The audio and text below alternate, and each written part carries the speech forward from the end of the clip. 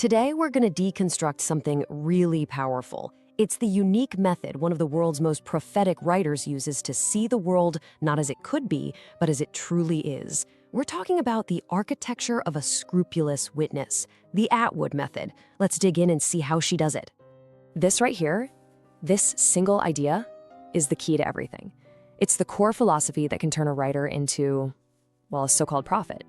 Think about it. It suggests that the future isn't some magical, unknowable place that you need psychic powers to see. Nope. Instead, it's just the logical next step of the present, built on all the documented patterns of the past. It's a chillingly simple idea, but it's so profound, and it is the absolute bedrock of her entire creative process. So here's our game plan for breaking down her method. We'll start with the defining moment her whole philosophy came together in West Berlin. Then we're going to jump back to her childhood in the Canadian wilderness. From there, we'll explore her mindset, her actual daily systems, her incredible global legacy, and finally, how you can take this powerful method and apply it to your own work and your own life. Okay, so our journey starts in a divided city, right at this pivotal moment in history. This is where a personal rule she made for a new book would end up cementing a worldview that would literally shake the entire world. So, picture this. It's 1984. Margaret Atwood is in West Berlin, writing in the actual, literal shadow of the wall that's splitting the world in half. The tension of the Cold War is just this constant, humming presence. And right there, as she begins what would become The Handmaid's Tale, she sets one non-negotiable rule for herself. Every horror, every single oppressive act in her book has to have a precedent. It has to have already happened somewhere to real people. No aliens, no crazy made-up technologies, just human history. Now, what's so interesting about this rule is what it creates. See, this isn't just some writing prompt, it's a whole system of what you could call hyper-focused observation.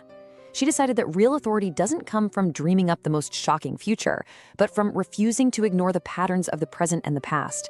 She basically weaponized her own eyes, because she understood that the most terrifying dystopias are the ones built from the bricks of reality. But this sharp, observant eye, well, it wasn't developed in a classroom. It was forged in silence and isolation.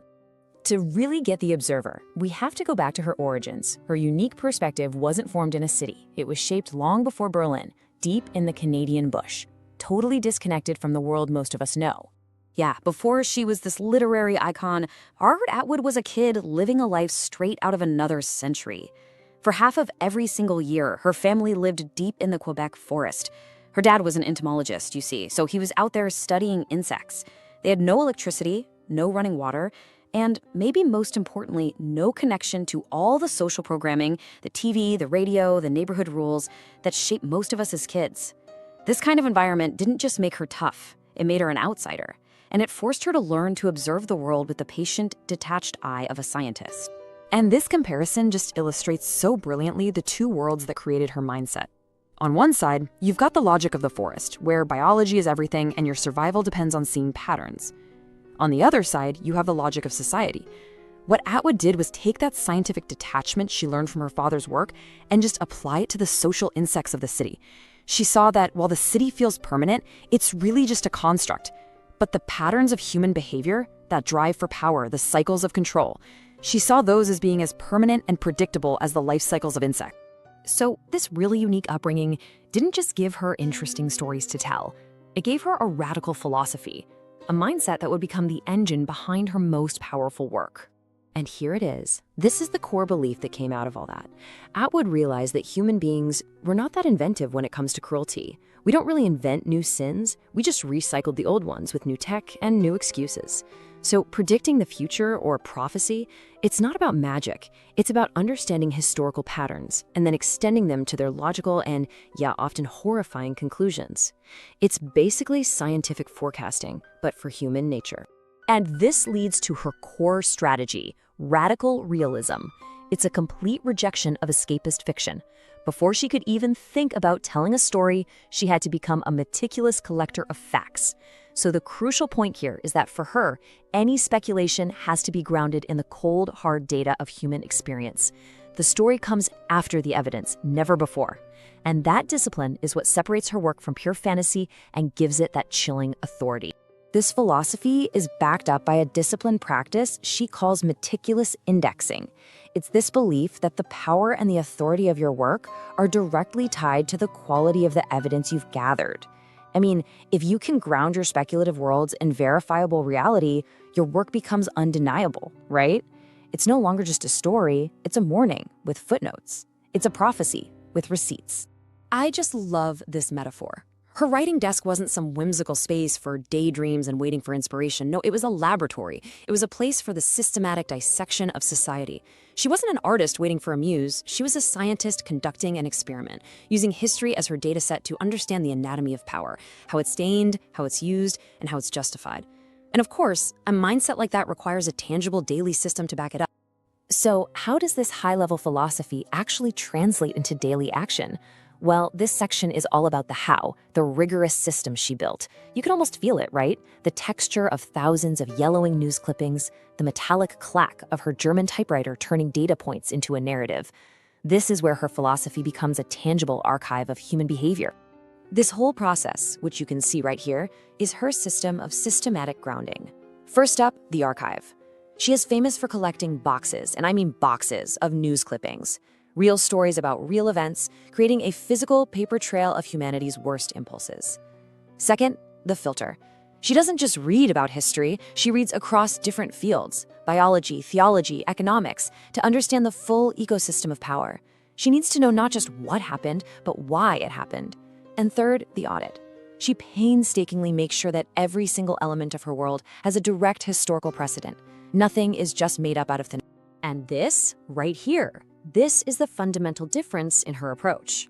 While so many writers are out there looking for a magical spark of inspiration, Atwood is searching for precedent. While others are trying to create a sense of magic, she's busy calculating the math of history. It's a methodical, evidence-based approach to creativity that gives her work its terrifying plausibility. So what happens when a writer commits so deeply to this method? Well, the impact is explosive. This rigorous approach didn't just make Atwood a great writer, it transformed her into something much bigger, a global symbol of political conscience. You can trace her evolution perfectly right here, from the outsider kid in the bush to a young poet in the 60s, literally a waitress scribbling verse into notepads between her shifts. Then she becomes the architect in Berlin, meticulously building a world from historical fact. And today she's a symbol. Her work isn't just on bookshelves, it's in the streets, at protests. It's become a shorthand for a very specific kind of political warning. And this is her ultimate legacy. Through her methodical realism, she completely demolished that comfortable but dangerous myth of it can't happen here. She showed us that the seeds of dystopia aren't found in some distant galaxy. They're in our own history books and in our daily newspapers. And by doing that, she created a symbol. That red robe and white bonnet that is so powerful it has been adopted by protest movements all around the world.